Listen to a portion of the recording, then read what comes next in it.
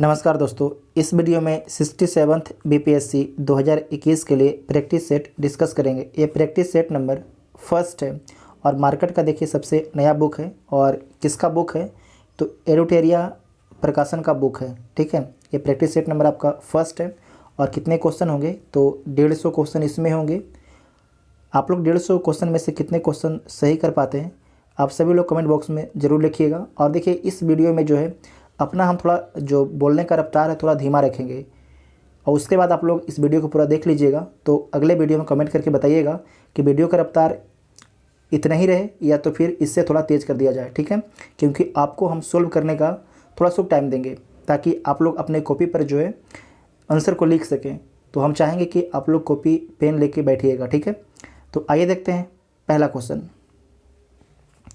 पहला क्वेश्चन है कि संविधान के किस अनुच्छेद के तहत राष्ट्रपति को संसद का संयुक्त अधिवेशन बुलाने का अधिकार है। क्वेश्चन को फिर से रिपीट कर देते हैं कि संविधान के किस अनुच्छेद के तहत जो है राष्ट्रपति को संसद का संयुक्त अधिवेशन बुलाने का अधिकार है। तो किस आर्टिकल के तहत? आर्टिकल 108 के तहत। तो बी इसका राइट आंसर हो जाएगा। अभी तक जो है संयुक्त अधिवेशन लोकसभा और राज्यसभा का कितने बार हो चुका है तो 3 बार हो चुका है। 3 बार हो चुका है। पहली बार कब होता है तो पहली बार जो होता है दहेज प्रतिबंध विधेयक 1959 में होता है पहली बार। दूसरी बार कब होता है तो बैंकिंग सेवा आयोग विधेयक 1977 में। तीसरी बार कब होता है तो आतंकवाद निवारक अध्यादेश पोटो पर कब होता है 2002 में होता है। ठीक है, नेक्स्ट है कि निम्नलिखित में कौन भारत के राष्ट्रपति के चुनाव में निर्वाचक मंडल के सदस्य नहीं होते हैं। तो कौन जो है राष्ट्रपति के चुनाव में निर्वाचक मंडल के सदस्य नहीं होते हैं तो लोकसभा, राज्यसभा और विधानसभा के ओनली निर्वाचित मेंबर आपके सदस्य होते हैं। ठीक है, ओनली सदस्य होते हैं। तो पूछा क्या गया है कौन सदस्य नहीं होते हैं तो देख लीजिए कौन सदस्य नहीं होते हैं। लोकसभा के निर्वाचित सदस्य होते हैं, राज्यसभा के निर्वाचित सदस्य होते हैं, राज्य विधानसभा के निर्वाचित सदस्य होते हैं, राज्य विधान परिषद के निर्वाचित सदस्य नहीं होते हैं। ठीक है, तो डी इसका राइट आंसर हो जाएगा। नीति निर्देशक तत्व के संबंध में गलत कथन को चुनिए। डीपीएसपी तत्व के जो डीपीएसपी के संबंध में दिया गया है और उसके संबंध में यहाँ पर गलत कथन को चूज करना है। तो देख लीजिए नीति निर्देशक तत्व के संबंध में गलत कथन को चूज करना है तो चूज कर लीजिए। पहला ऑप्शन दिया गया है संविधान के भाग 4 में इसका उल्लेख है डीपीएसपी का। तो सही बात है कि संविधान के भाग 4 में डीपीएसपी का उल्लेख है। किस आर्टिकल से किस आर्टिकल तक है तो 36 से 51 तक है। आयरलैंड के संविधान से ग्रहण किया गया है डीपीएसपी, तो सही है। डॉक्टर अंबेडकर ने इसे संविधान की अनोखी विशेषता कहा, तो ये भी सही है। इन्हें लागू करने के लिए न्यायालय में ले जाया जा सकता है, तो नहीं, इसे लागू करने के लिए आप न्यायालय में नहीं जा सकते हैं। ठीक है, तो डी गलत हो जाएगा। ठीक है, बाकी ए बी सी आपके राइट आंसर हो जाएंगे। नेक्स्ट है कि किस समिति ने पंचायतों को आर्थिक रूप से आत्मनिर्भर बनाने की सिफारिश की है। तो समिति का नाम दिया गया है और पूछा गया है कि किस समिति ने जो है पंचायतों को आर्थिक रूप से जो है आत्मनिर्भर बनाने की सिफारिश की थी। तो आपको याद रखना है एल.एम. सिंघवी समिति ने, एल.एम. सिंघवी समिति ने। ठीक है, तो सी इसका राइट आंसर हो जाएगा। सी इसका राइट आंसर हो जाएगा। नेक्स्ट है कि किस संविधान संशोधन के द्वारा मौलिक कर्तव्यों को संविधान में जोड़ा गया। ये तो बहुत फेमस क्वेश्चन है, सभी लोगों को पता होगा कि किस संविधान संशोधन के तहत जो है मौलिक कर्तव्य को संविधान में जोड़ा गया है। तो आपको याद रखना है 42वें संविधान संशोधन अधिनियम के तहत। तो सी इसका राइट आंसर हो जाएगा। 42वां संविधान संशोधन अधिनियम कब हुआ था तो 1976 में हुआ था। 42वां संविधान संशोधन को इसे लघु संविधान भी बोला जाता है, याद रखिएगा, इसे लघु संविधान बोला जाता है। जो मौलिक कर्तव्य है किस आर्टिकल में है तो 51 ए में है। जब इसे 42वें संविधान संशोधन अधिनियम के तहत जोड़ा गया था तो कितने मौलिक कर्तव्य थे? तो 10 मौलिक कर्तव्य थे। लेकिन वर्तमान में कितने हैं? तो वर्तमान में 11 मौलिक कर्तव्य हैं। और 11वां मौलिक कर्तव्य को कब जोड़ा गया था? तो 2002 में जोड़ा गया था। नोट कीजिएगा, 2002 में जोड़ा गया था। किस संविधान संशोधन के तहत? तो 86 संविधान संशोधन के तहत। नेक्स्ट है कि संविधान के भाग 12 में किससे संबंधित प्रावधान किया गया है? संविधान के भाग 12 में जो है किससे संबंधित प्रावधान किया गया है? तो किससे संबंधित प्रावधान किया गया है? केंद्र व राज्यों के मध्य वित्त का बंटवारा से संबंधित है। ठीक है, तो ए इसका राइट आंसर हो जाएगा। ए इसका राइट आंसर हो जाएगा। नेक्स्ट है कि संविधान का कौन सा अनुच्छेद संसद को विधि निर्माण की शक्ति प्रदान करता है? संविधान का कौन सा अनुच्छेद जो है संसद को विधि निर्माण की शक्ति प्रदान करता है?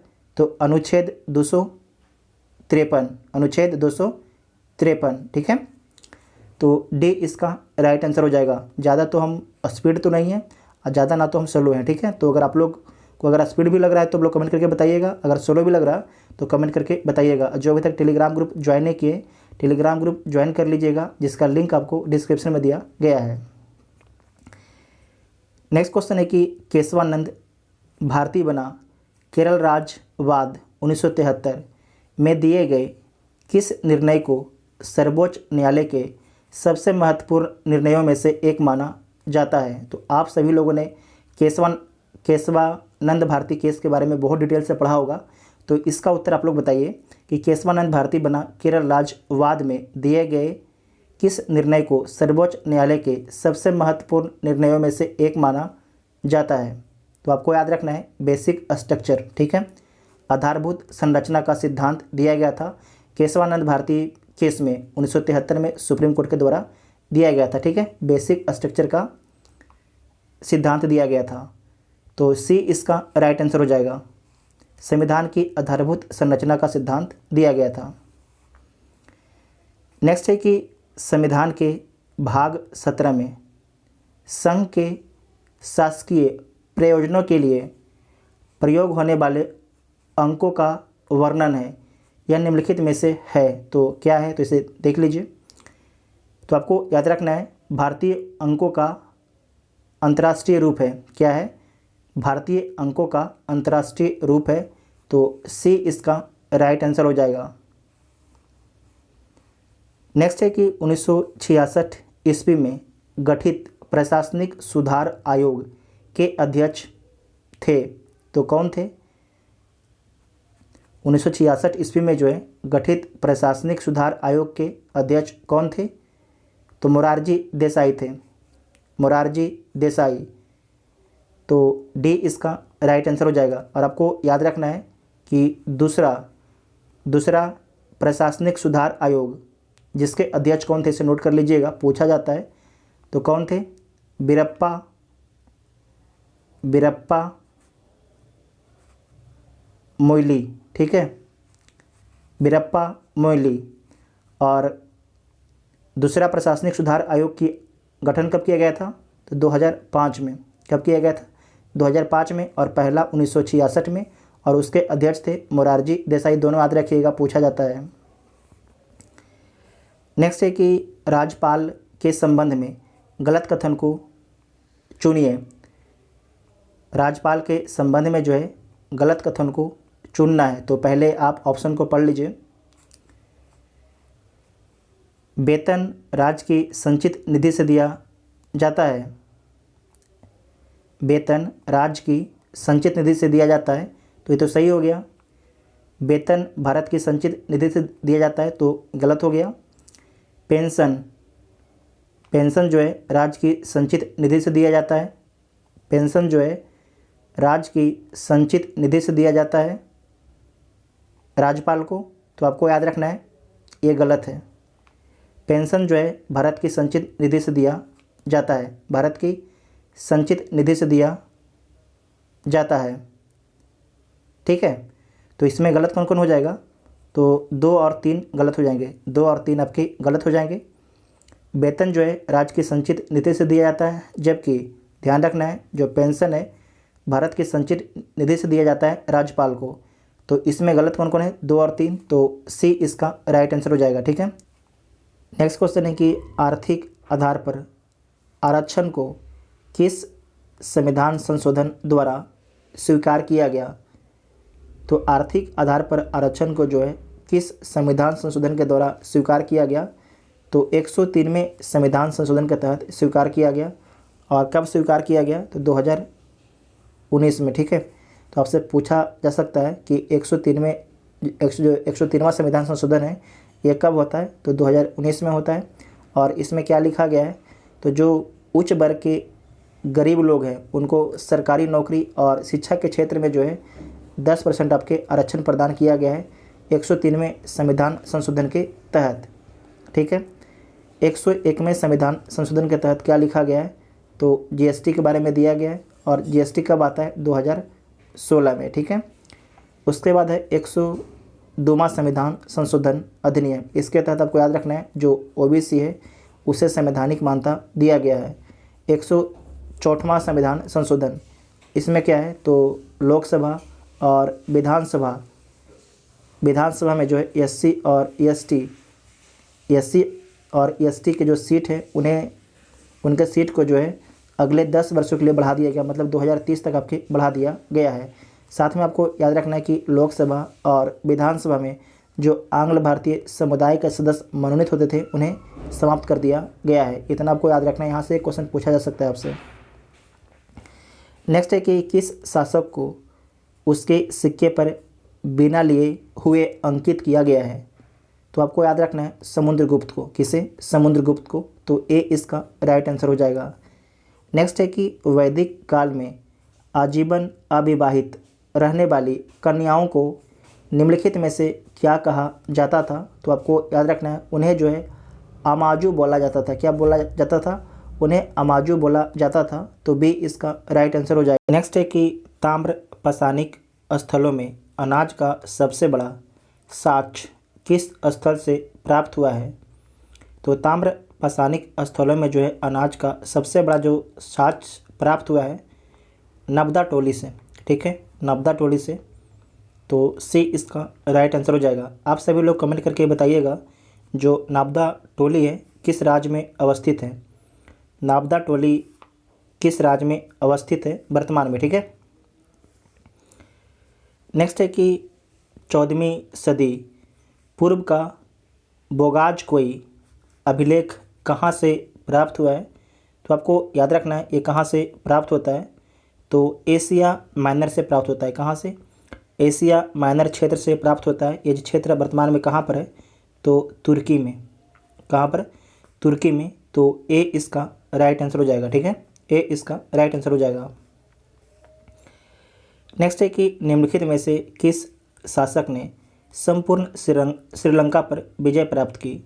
तो आपके नाम दिया गया है और बताना है इसमें से कि किस शासक ने जो है संपूर्ण श्रीलंका पर आपके विजय प्राप्त की। तो राजेंद्र प्रथम ने। किसने, राजेंद्र प्रथम ने। तो बी इसका राइट आंसर हो जाएगा। नेक्स्ट है कि भारत छोड़ो आंदोलन ये कब होता है, तो 1942 में। किस संबंध में निम्नलिखित में से कौन सा कथन आपके सही नहीं है, मतलब गलत कथन को ढूंढना है। इस आंदोलन का नारा था करो या मरो, तो सही है। आंदोलन का प्रस्ताव जवाहरलाल नेहरू ने पेश किया, तो ये भी सही है। ब्रिटिश हुकूमत द्वारा ऑपरेशन 10 आवर, ये गलत है। ऑपरेशन 0 आवर चलाया गया था। ठीक है, जो कांग्रेस के इम्पोर्टेंट नेता थे उनको गिरफ्तार करने के लिए। Hindu Mahasabha, Communist Party of India, Muslim League ने आंदोलन का समर्थन किया, तो इसने जो है असहयोग आंदोलन का जो है समर्थन नहीं किया था, विरोध किया था। ठीक है, तो इसका राइट आंसर क्या हो जाएगा, ए और बी इसका राइट आंसर हो जाएगा। और आपसे पूछा क्या गया है कि कौन सा आपके सही नहीं है, तो 2 आपके सही नहीं है, तो 1 से अधिक। ठीक है, तो ई इसका राइट आंसर हो जाएगा। ठीक है, उपयुक्त में से 1 से अधिक, तो ई इसका राइट आंसर हो जाएगा।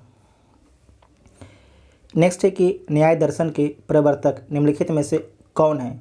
तो आपको याद रखना है कि न्याय कौन करते हैं, तो न्याय जो है गौतम करते हैं। कौन करते हैं? महर्षि अक्षपाद गौतम करते हैं। तो डी इसका राइट आंसर हो जाएगा। आपको याद रखना है न्याय कौन करते हैं, तो गौतम न्याय करते हैं। नेक्स्ट है कि निम्नलिखित में से किस अधिवेशन का नाम जो है वर्ष 1885 में बदलकर भारतीय राष्ट्रीय कांग्रेस रखा गया? तो भारतीय राष्ट्रीय संघ का नाम जो है 1885 में बदलकर भारतीय राष्ट्रीय कांग्रेस कर दिया गया। तो ए इसका राइट आंसर हो जाएगा। जो भारतीय राष्ट्रीय कांग्रेस है इसकी स्थापना किसके द्वारा की गई थी? तो ए ओ ह्यूम के द्वारा इसकी स्थापना की गई थी। और इसके प्रथम अध्यक्ष कौन थे? तो बेमेश चंद्र बनर्जी इसके प्रथम अध्यक्ष थे। नेक्स्ट है कि सुभाष चंद्र बोस। सुभाष चंद्र बोस के बारे में निम्नलिखित में से गलत कथन का चयन कीजिए। तो इसमें से कौन सा कथन आपके गलत है? तो देख लीजिए। 1938 एवं 39 में कांग्रेस के अध्यक्ष रहे, तो सही बात है, अध्यक्ष रहते हैं। जापान की सहायता से द फ्री इंडिया सेंटर का गठन किया, तो आपको याद रखना है जापान की सहायता से द फ्री इंडिया सेंटर का गठन जो है इसमें जापान की सहायता से नहीं किया जाता है, तो किसकी सहायता से? जर्मनी की सहायता से किया जाता है। ठीक है, तो दूसरा कथन आपके गलत हो जाएगा। और देख लीजिए 21 अक्टूबर 1943 को सिंगापुर में आज़ाद हिंद सरकार का गठन किया, तो ये सही है। उन्होंने तुम मुझे खून दो मैं तुम्हें आज़ादी दूंगा का नारा दिया, तो ये भी सही है। तो केवल आपके बी गलत है, तो बी इसका राइट आंसर हो जाएगा। कि आपसे गलत कथन भी पूछ रहा था कि कौन सा कथन आपके इसमें से गलत है। ठीक है, नेक्स्ट है कि मसद जागीर की शुरुआत किस मुग़ल शासक ने की? तो मसद जागीर की शुरुआत जो है औरंगजेब के द्वारा किया गया है, तो सी इसका राइट आंसर हो जाएगा। नेक्स्ट है कि इब्न बतूता किस सुल्तान के शासनकाल में भारत आया? तो जो इब्न बतूता है MBT के शासनकाल में भारत आया, तो बी इसका राइट आंसर हो जाएगा। मोहम्मद बिन तुगलक के शासनकाल में। जो इब्न बतूता है किस देश का निवासी था? तो मोरक्को का निवासी था। दिल्ली षड्यंत्र केस के नाम से प्रसिद्ध लॉर्ड हार्डिंग पर बम हमले में किसे फांसी दी गई? तो आपको याद रखना है बसंत कुमार विश्वास, बाल मुकुंद, अवध बिहारी, मास्टर अमीचंद्र को जो है फांसी दी गई थी, तो एक से अधिक हो जाएगा, तो ई इसका राइट आंसर हो जाएगा। ठीक है, ई इसका राइट आंसर हो जाएगा। नेक्स्ट है कि 13 अप्रैल 1919 को हुई जलियांवाला बाग हत्याकांड के संबंध में निम्नलिखित में से कौन सा कथन आपके सही नहीं है? इसमें से जो कौन सा कथन आपके सही नहीं है, तो आपको गलत कथन ढूंढना है, तो ढूंढ लीजिए। रॉलेट एक्ट के तहत सत्यपाल किचलू की गिरफ्तारी के विरोध में सभा चल रही थी, तो ये सही बात है। जनरल डायर ने शांतिपूर्ण सभा पर गोली चलवाई, तो ये भी सही है। हत्याकांड की जांच के लिए हंटर कमेटी गठित की गई, तो ये भी सही है। जनरल डायर को भारत सरकार में पदोन्नति दी गई, तो इसमें आपको याद रखना है कि पदोन्नति नहीं दी गई, इन्हें वापस बुला लिया जाता है, तो डी आपके गलत हो जाएगा। ठीक है, तो डी इसका राइट आंसर हो जाएगा। डी आपको गलत हो जाएगा। इसमें आपको याद रखना है कि जो हंटर आयोग की रिपोर्ट में कहा गया कि भीड़ पर गोली चलाना आवश्यक था, हालांकि यह भी कहा गया कि आवश्यक से अधिक बल प्रयोग किया गया। जनरल डायर को जो है सज़ा के रूप में जो है बर्खास्त कर ब्रिटेन आपके बुला लिया जाता है, इतना आपको याद रखना है।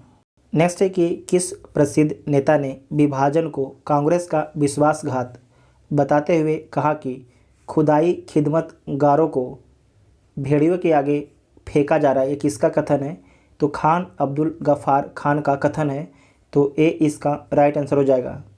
नेक्स्ट है कि विजयनगर साम्राज्य में 58 से क्या अभिप्राय है? तो राजस्व विभाग इसका अभिप्राय है। राजस्व विभाग विजयनगर साम्राज्य में जो है राजस्व विभाग को जो है 58 कहा जाता था। ठीक है, तो ए इसका राइट आंसर हो जाएगा। नेक्स्ट है कि सल्तनत कालीन शासकों में सर्वप्रथम किसने जो है दक्षिण के राज्यों को सल्तनत में मिलाया था? तो किसके द्वारा मिलाया गया था? तो गयासुद्दीन तुगलक के द्वारा सर्वप्रथम। तो सी इसका राइट आंसर हो जाएगा। नेक्स्ट है कि 1857 के स्वतंत्रता संग्राम में किस राजवंश ने अंग्रेज़ों की सर्वाधिक सहायता की थी? तो किस राजवंश ने जो है अंग्रेज़ों की सर्वाधिक सहायता की थी? तो ग्वालियर के सिंधिया ने। तो ए इसका राइट आंसर हो जाएगा। निम्नलिखित में से महात्मा गांधी के राजनीतिक गुरु की पहचान कीजिए। तो महात्मा गांधी के राजनीतिक गुरु कौन थे? तो गोपाल कृष्ण गोखले थे। कौन थे? गोपाल कृष्ण गोखले थे। नेक्स्ट है कि अरुणा आसफ अली का संबंध स्वतंत्रता संघर्ष के किस आंदोलन से था? तो अरुणा आसफ अली का संबंध जो है, इनका संबंध भारत छोड़ो आंदोलन से था। भारत छोड़ो आंदोलन से था। तो बी इसका राइट आंसर हो जाएगा। बी इसका राइट आंसर हो जाएगा। नेक्स्ट है कि कलकत्ता में हिंदू कॉलेज के संस्थापक कौन थे? तो कलकत्ता में जो है हिंदू कॉलेज के संस्थापक थे राजा राम मोहन राय। कौन थे? राजा राम मोहन राय थे। तो डी इसका राइट आंसर हो जाएगा। ठीक है। हिंदू कॉलेज की स्थापना कब की गई थी? तो 1817 में की गई थी। कब की गई थी? 1817 में की गई थी। नेक्स्ट है कि मित्र मेला संघ की स्थापना निम्नलिखित में से किसने की थी? तो मित्र मेला संघ की स्थापना जो है विनायक दामोदर सावरकर ने की थी। तो ए इसका राइट आंसर हो जाएगा। जो मित्र मेला संघ है इसकी स्थापना कब की गई थी? तो इसकी स्थापना 1899 में की गई थी। कब की गई थी? 1899 में। साथ में आपको याद रखना है कि जो मित्र मेला संघ है इसका नाम जो है 1904 में चेंज कर दिया जाता है और क्या रखा जाता है? तो अभिनव भारत रखा जाता है। ठीक है, अभिनव भारत रखा जाता है। नेक्स्ट है कि असहयोग आंदोलन के दौरान विदेशी कपड़ों को जलाने को एक निष्ठुर बर्बादी किसने घोषित किया? किसके द्वारा बोला गया था कि विदेशी कपड़ों को जो जलाया जा रहा है एक तरीके से एक निष्ठुर बर्बादी है कपड़े की, किसके द्वारा बोला गया था? तो रविंद्रनाथ टैगोर के द्वारा बोला गया था। तो सी इसका राइट आंसर हो जाएगा। किसने अहमदाबाद टेक्सटाइल लेबर एसोसिएशन की स्थापना की? वेरी इंपॉर्टेंट क्वेश्चन है। किसने जो है अहमदाबाद टेक्सटाइल लेबर एसोसिएशन की स्थापना की? तो आपको याद रखना है महात्मा गांधी ने की। और कब की? तो 1918 में। कब की? तो 1918 में महात्मा गांधी के द्वारा किया गया था। इतना आपको याद रखना है। नेक्स्ट है कि द्वितीय गोलमेज सम्मेलन में कांग्रेस का प्रतिनिधित्व किसने किया? तो आपको याद रखना है कि द्वितीय गोलमेज सम्मेलन में जो है कांग्रेस का प्रतिनिधित्व महात्मा गांधी ने किया था। तो सी इसका राइट आंसर हो जाएगा। इसमें आपको याद रखना है कि 3 गोलमेज सम्मेलन होता है। ठीक है, तो कांग्रेस जो है केवल दूसरा गोलमेज सम्मेलन में शामिल होता है, जबकि पहला और तीसरा में शामिल नहीं होता है। ठीक है। सुभाष चंद्र बोस को देश नायक कहकर किसने संबोधित किया? तो सुभाष चंद्र बोस को जो है देश नायक रविंद्रनाथ टैगोर ने बोला था। रविंद्रनाथ टैगोर ने। तो बी इसका राइट आंसर हो जाएगा। बी इसका राइट आंसर हो जाएगा। नेक्स्ट है कि टीपू सुल्तान तथा अंग्रेज़ों के मध्य अंतिम युद्ध कब लड़ा गया? तो टीपू सुल्तान तथा अंग्रेज़ों के मध्य जो है अंतिम युद्ध 1799 में लड़ा गया। 1799 में। और इस युद्ध में जो है टीपू को मार दिया जाता है। इस युद्ध में जो है टीपू को मार दिया जाता है। नेक्स्ट है कि निम्नलिखित ब्रिटिश प्रधानमंत्रियों में से किसने भारत में क्रिप्स मिशन भेजा?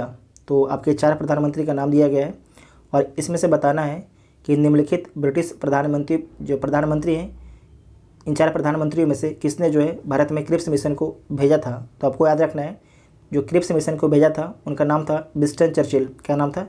Winston Churchill. तो सी इसका राइट आंसर हो जाएगा। और कब भेजा था? तो 1942 में क्रिप्स मिशन को भारत में भेजा था। ठीक है, 1942 में भेजा था। आपको याद रखना है। नेक्स्ट है कि महात्मा गांधी और लॉर्ड इरविन के मध्य समझौता कब संपन्न हुआ? तो 5 मार्च 1931 को। कब होता है? 5 मार्च 1931 को। तो बी इसका राइट आंसर हो जाएगा। नेक्स्ट है कि 1857 के विद्रोह के समय भारत का गवर्नर जनरल कौन था। भारत का जो है, यहाँ पर ध्यान रखिएगा, वायसराय नहीं पूछा है आपसे, क्या पूछा है, गवर्नर जनरल, सिर्फ आपको फंसाने के लिए। तो आपको याद रखना है कि जब 1857 का विद्रोह हुआ था उस समय भारत का गवर्नर जनरल थे लॉर्ड कैनिंग। कौन थे, लॉर्ड कैनिंग। तो डी इसका राइट आंसर हो जाएगा। अगर यही पूछ देगा आपसे कि भारत के प्रथम वायसराय कौन थे तो लॉर्ड कैनिंग थे। ठीक है, ये दोनों चीज़ याद रखिएगा। तो डी इसका राइट आंसर हो जाएगा। नेक्स्ट है कि केंद्रीय नियोजन प्रणाली में उत्पादन के साधनों का स्वामित्व, संचालन, प्रबंधन एवं नियोजन किसके द्वारा होता है। तो इसमें आपको याद रखना कि केंद्रीय नियोजन प्रणाली में जो है उत्पादन, स्वामित्व, संचालन, प्रबंधन एवं नियंत्रण किसके द्वारा होता है, तो सरकार के द्वारा होता है। ठीक है, जो केंद्रीय नियोजन प्रणाली है एक तरीके से समाजवादी अर्थव्यवस्था होती है। जो समाजवादी अर्थव्यवस्था है तो उसमें स्वामित्व, संचालन, प्रबंधन, नियंत्रण जो साधन होते हैं उस पर सरकार का नियंत्रण होता है। तो इनमें से कोई भी नहीं हो जाएगा। तो ई इसका राइट, इनमें से कोई नहीं, इनमें से कोई नहीं। ठीक है। नेक्स्ट है कि ग्रामीण एवं शहरी क्षेत्रों को संयुक्त कर संपूर्ण देश के लिए कितनी न्यूनतम कैलोरी ऊर्जा प्रति व्यक्ति निर्धारित है। तो इसमें आपको याद रखना है कितनी है, 2250 कैलोरी है। कितना है, 2250। तो 2250 किसी में है तो सी इसका राइट आंसर हो जाएगा। ठीक है, सी इसका राइट आंसर हो जाएगा। गरीबी रेखा को परिभाषित करने के लिए जो है बने विशेष दल ने दैनिक भोजन के ग्रामीण क्षेत्रों में 2400 कैलोरी, ग्रामीण क्षेत्र में कितने 2400 कैलोरी, और नगरी या शहरी क्षेत्रों में कितना होना चाहिए 2100 कैलोरी प्रतिदिन प्रति व्यक्ति अगर भोजन उपलब्ध है तो व्यक्ति जो है गरीबी रेखा के नीचे गरीब नहीं होगा। कोई व्यक्ति क्या होगा, गरीब नहीं होगा। इस बात को आपको ध्यान रखना है। अगर 2100 कैलोरी से कम भोजन मिल रहा है शहर के व्यक्ति को तो एक तरीके से वो गरीबी रेखा के नीचे माना जाएगा। लेकिन आपसे पूछा क्या गया है कि ग्रामीण एवं शहरी क्षेत्रों को जो है संयुक्त कर जो है संपूर्ण देश के कितनी न्यूनतम कैलोरी ऊर्जा प्रति व्यक्ति प्रतिदिन निर्धारित है। तो 2250 है। कितना है 2250। तो सी इसका राइट आंसर हो जाएगा। नेक्स्ट है कि निम्नलिखित सूचियों का सही मिलान करना है आपको। तो सही मिलान कर लीजिए। मसाला और शीर्ष उत्पादक क्षेत्र, तो केसर का सर्वाधिक उत्पादन कौन करता है। तो ये पूछा भी जा चुका है बीपीएससी के द्वारा। तो जम्मू कश्मीर करता है। जबकि जो काली मिर्च है इसका कौन करता है, तो आप लोग हिस्ट्री में पढ़ चुके हैं। केरल। जो हल्दी है, हल्दी का कौन करता है, तो आंध्र प्रदेश। जीरा राजस्थान। ठीक है, जीरा राजस्थान। तो बी इसका राइट आंसर हो जाएगा। नेक्स्ट है कि किस कीमत को किसानों के लिए बीमा कीमत की संज्ञा दी जाती है। तो न्यूनतम समर्थन मूल्य को, न्यूनतम समर्थन मूल्य को, ठीक है, एमएसपी को। तो सी इसका राइट आंसर हो जाएगा। नेक्स्ट है कि राष्ट्रीय कृषि तथा ग्रामीण विकास बैंक नाबार्ड की स्थापना किस समिति की अनुशंसा पर की गई है। तो आपको याद रखना है शिवरामन सी समिति के सिफारिश पर। तो सी इसका राइट आंसर हो जाएगा। जो नाबार्ड है इसकी स्थापना कब की गई, तो 12 जुलाई 1982 को जो है नाबार्ड की स्थापना की गई। 1982 को, 12 जुलाई 1982 को। इतना आपको याद रखना है। नेक्स्ट है कि कृषि क्रांति एवं संबंधित क्षेत्र का कौन सा सम्मिलित नहीं है। तो देख लीजिए कौन सा आपके सम्मिलित नहीं है। हरित क्रांति खाद्यान्न से, तो सम्मिलित है। पीली क्रांति मक्का से, यह गलत है। पीली क्रांति तिलहन से, किससे है, तिलहन से। श्वेत क्रांति दूध से, ये सही है। कृष्ण क्रांति कपास से, ये गलत है। किससे है, तो पेट्रोलियम से। किससे है, पेट्रोलियम से है। तो बी और डी आपके गलत हो जाएगा। तो एक से अधिक हो जाएंगे। तो ई इसका राइट आंसर हो जाएगा। नेक्स्ट है कि भिलाई इस्पात संयंत्र किस देश की सहायता से स्थापित किया गया है। तो जो भिलाई कहाँ पर स्थित है, किस राज्य में स्थित है, तो छत्तीसगढ़ में स्थित है। तो जो भिलाई इस्पात संयंत्र है ये आपके सोवियत संघ की सहायता से स्थापित किया गया है। और आपको याद रखना है कि द्वितीय पंचवर्षीय योजना के दौरान स्थापित किया गया था। ठीक है, और आपको ये भी याद रखना है कि जो द्वितीय पंचवर्षीय योजना है किस मॉडल पर आधारित था, तो महाल 9-20, नोट कर लीजिएगा, महाल 9-20। साथ में आपको याद रखना है कि जो दुर्गापुर में इस्पात फैक्ट्री की स्थापना की गई तो किसके सहयोग से, तो ब्रिटेन के सहयोग से। दुर्गापुर कहाँ पर है, तो पश्चिम बंगाल में है। जबकि आपको याद रखना है कि राउरकेला उड़ीसा में जो है इस्पात कंपनी की स्थापना की गई तो किस देश के सहयोग से, तो जर्मनी के सहयोग से।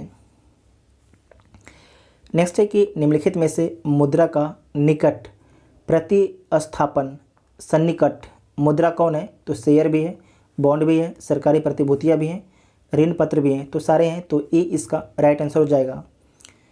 नेक्स्ट है कि यदि एक दी हुई समय अवधि में कीमतों तथा मौद्रिक आय दोनों दुगनी हो जाए तो वास्तविक आय पर क्या प्रभाव पड़ेगा, तो आपको याद रखना है कि जो वास्तविक आय होता है अपरिवर्तित रहेगा। क्या रहेगा, अपरिवर्तित रहेगा, तो सी इसका राइट आंसर हो जाएगा। नेक्स्ट है कि आर्थिक सर्वेक्षण 2020-21 के अनुसार देश के किस राज्य में सबसे अधिक गरीबी दर है। आर्थिक सर्वेक्षण 2020-21 के अनुसार जो है देश के किस राज्य में सबसे अधिक गरीबी दर है, तो आप लोग क्या मारिएगा, बिहार मारिएगा क्या, बिहार जो भी मारें गलत है, तो क्या है बताइए अब, क्या होगा, छत्तीसगढ़। यहाँ पर आपको याद रखना है कि जो गरीबी दर है 39% है। कितना है, 39%। तो बिहार को कौन सा स्थान मिला है, तो अगर राज्य के बारे में पूछेगा सिर्फ राज्यों में तो आपको याद रखना है चौथा। अगर पूछ देगा कि स्टेट और यूनियन टेरिटरी में बिहार को कौन सा स्थान मिला है, तो 5वां। ये दोनों बात आपको ध्यान रखना है। अगर सिर्फ स्टेट की बात आएगी तो चौथे स्थान पर हो जाएगा, और स्टेट और यूनियन टेरिटरी मतलब कि केंद्र शासित प्रदेश भी शामिल कर लिया जाएगा, मतलब 28 राज्य और 8 केंद्र शासित प्रदेश को मिला लिया जाएगा तो बिहार को कितना रैंक होगा, 5वां होगा। अगर सिर्फ 28 राज्य के बारे में बात किया जाएगा तो चौथा रैंक होगा। ठीक है, नेक्स्ट है कि निम्नलिखित में से कौन सी एक उष्णकटिबंधीय सवाना प्रदेश की जलवायु की मुख्य विशेषता है, तो देख लीजिए कौन है, तो अत्यंत अल्पकालीन शुष्क ऋतु जो है उष्णकटिबंधीय सवाना प्रदेश की जलवायु की मुख्य विशेषता है, तो सी इसका राइट आंसर हो जाएगा। नेक्स्ट है कि निम्नलिखित में से किस राज्य की सीमा बांग्लादेश से नहीं मिलती है। ठीक है, तो मेघालय की मिलती है, आपको पता है कि यहाँ पर मेघालय, इसके नीचे बांग्लादेश है। उसके बाद है त्रिपुरा की मिलती है, त्रिपुरा के तीनों ओर आपको पता है कि बांग्लादेश है। उसके बाद है मिजोरम, इधर आपके मिजोरम है, तो इससे भी आपकी सीमा लगती है किसकी, बांग्लादेश की। जबकि जो मणिपुर है, मणिपुर की सीमा नहीं लगती है बांग्लादेश से। ठीक है, मणिपुर में आपके लोकटक झील है, लोकटक झील कहाँ पर है, मणिपुर में है। नेक्स्ट है कि निम्न पर आपको विचार करना है, तो विचार कर लीजिए। गर्म और शुष्क जलवायु, हल्की और गीली सर्दी, सदाबहार ओक के पेड़। उपरोक्त भौगोलिक विशेषताएं निम्नलिखित में से किस क्षेत्र की विशिष्ट विशेषताएं हैं, तो आपको याद रखना है गर्म और शुष्क जलवायु, हल्की और गीली सर्दी, सदाबहार ओक के पेड़। जो आपकी विशेषता है भूमध्यसागरीय विशेषता है, आपको याद रखना है भूमध्यसागरीय विशेषता है, तो सी इसका राइट आंसर हो जाएगा, सी इसका राइट आंसर हो जाएगा। ठीक है, नेक्स्ट है कि निम्नलिखित में से कौन एक सही सम्मिलित नहीं है, तो देख लीजिए। बाड़ा लाचा दर्रा जो है ये किस राज्य में स्थित है, हिमाचल प्रदेश में, ये सही है। सिपकिला ला, ये दर्रा कहाँ स्थित है, हिमाचल प्रदेश में, ये भी सही है। सिपकिला जो ला दर्रा है इससे सतलज नदी भारत में प्रवेश करती है। माना दर्रा सिक्किम में, ये गलत है, ये कहाँ पर है, उत्तराखंड में। जलेपला दर्रा सिक्किम में, ये आपकी सही है। तो माना दर्रा कहाँ पर है, उत्तराखंड में, तो ये गलत हो जाएगा, तो सी इसका राइट आंसर हो जाएगा। नेक्स्ट है कि नामचा वरवा हिमालय के किस श्रेणी में स्थित है। ये ध्यान रखिएगा, पूछा जा रहा है कि हिमालय के किस श्रेणी में स्थित है, तो आपको याद रखना है कि बृहद हिमालय में स्थित है, बृहद हिमालय में स्थित है, तो बी इसका राइट आंसर हो जाएगा। नेक्स्ट है कि पटना के समीप गंगा नदी में किस दिशा से आकर गंडक नदी मिलती है, तो जैसे कि ये बिहार है तो ये गंगा नदी है, तो पूछा जा रहा है कि पटना के समीप जो है गंगा नदी में किस दिशा से आकर जो है गंडक नदी मिलती है, तो आपको याद रखना है किस दिशा से मिलती है। तो ये नॉर्थ हो जाएगा, मतलब कि उत्तर, नॉर्थ मीन्स उत्तर, ठीक है, तो उत्तर हो जाएगा। तो सी इसका राइट आंसर हो जाएगा, ठीक है, सी इसका राइट आंसर हो जाएगा। नेक्स्ट है कि नदियों की विसर्प वाहिका जो गोकुल झील के रूप में पाई जाती है क्या कहलाता है, ये क्या कहलाता है, तो आपको याद रखना है मन कहलाता है। क्या कहलाता है, मन कहलाता है। तो सी इसका राइट आंसर हो जाएगा। नेक्स्ट है कि बिहार में टाल क्षेत्र का विस्तार कहाँ से कहाँ तक है, तो बिहार में जो है टाल क्षेत्र का विस्तार जो है पटना से मोकामा तक है। ये पटना है, ये मोकामा है, तो पटना से मोकामा तक जो है टाल क्षेत्र का विस्तार है। टाल क्षेत्र क्या होता है, तो जो टाल क्षेत्र होता है इस इलाके में बरसात के दिनों में बहुत ज़्यादा पानी भर जाता है, तो उसे टाल बोला जाता है, ठीक है। नेक्स्ट है कि चंदन का मैदान, चंदन का मैदान बिहार के किस भाग में स्थित है, तो चंदन का मैदान जो है बिहार के दक्षिण पूर्वी बिहार में स्थित है, दक्षिण पूर्वी बिहार में। तो बी इसका राइट आंसर हो जाएगा, ठीक है, बी इसका राइट आंसर हो जाएगा। और जो आपके दक्षिण पूर्वी में खासकर जो है बांका तथा भागलपुर आपके ज़िला आते हैं दक्षिण पूर्वी में, तो बी इसका राइट आंसर हो जाएगा। नेक्स्ट है कि मरुदान किसे कहा जाता है, मरुदान जो है किसे बोला जाता है, तो रेगिस्तान में हरियाली व जल वाला क्षेत्र को जो है मरुदान बोला जाता है। तो सी इसका राइट आंसर हो जाएगा। नेक्स्ट है कि दामोदर घाटी निगम की स्थापना कब हुई, तो जो दामोदर घाटी निगम है इसकी स्थापना 7 जुलाई 1948 को हुई, 7 जुलाई 1948 को। तो सी इसका राइट आंसर हो जाएगा। नेक्स्ट है कि निम्नांकित घास के मैदानों में से कौन सही सुमेलित है, कौन आपके सही सुमेलित है, तो देख लीजिए कौन सही सुमेलित है। तो इसमें जो सही सुमेलित है लानोज बेंजुला, ये आपके सही सुमेलित है, ठीक है, लानोज बेंजुला ये आपके सही सुमेलित है। तो सी इसका राइट आंसर हो जाएगा। इसमें आपको याद रखना है जो कैंपोज जिसे हम लोग बोलते हैं कैंपास, ठीक है, कैंपास, ये किस इलाके में पाया जाता है, तो दक्षिणी ब्राज़ील में, ठीक है, दक्षिणी, यहाँ पर लिखा उत्तरी, उत्तरी नहीं, दक्षिणी ब्राज़ील में, ठीक है। जो ये पंपास है ये कहाँ पर पाया जाता है, तो चिली में नहीं, ये कहाँ पर है, अर्जेंटीना में है, ठीक है। जो सेल्वास का घास का मैदान है ये लिखा है दक्षिणी ब्राज़ील, दक्षिणी ब्राज़ील नहीं, तो कहाँ पर, तो अमेज़न के बेसिन में, ठीक है, नोट कीजिएगा, बहुत इंपॉर्टेंट पॉइंट है, अमेज़न के बेसिन में, ठीक है, अमेज़न के बेसिन में पाया जाता है सेल्वास। आप लोग के पास अगर मैप है तो आप लोग दक्षिणी अमेरिका का जो मैप है उसे खोल लीजिए एक बार, और जो हम बताएं उसे चेक कर लीजिए, ठीक है। आप लोग के पास मैप तो होगा, अगर वो जो बुक वाला मैप नहीं है तो आप लोग जो दीवार पर चिपका कर रखे होंगे ना, अगर आप लोग फिजिकल मैप, तो उसमें जाकर आप लोग चेक कर लीजिए, ठीक है, पॉलिटिकल में नहीं, फिजिकल में है।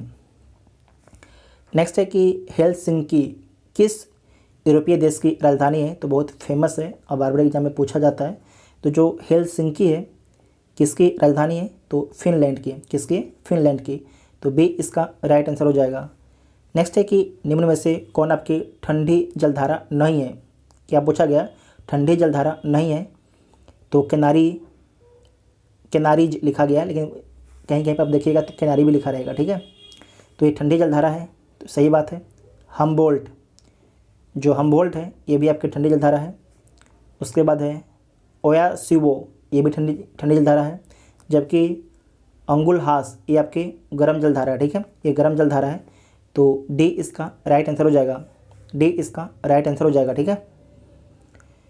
नेक्स्ट है कि आयतन की दृष्टि से साफ पानी की सबसे बड़ी झील है, आयतन की दृष्टि से जो है साफ पानी की सबसे बड़ी झील कौन है, तो आपको याद रखना है बैकाल झील है। कौन है, बैकाल झील आयतन की दृष्टि से।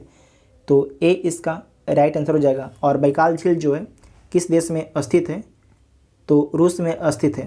कहाँ स्थित है, रूस में।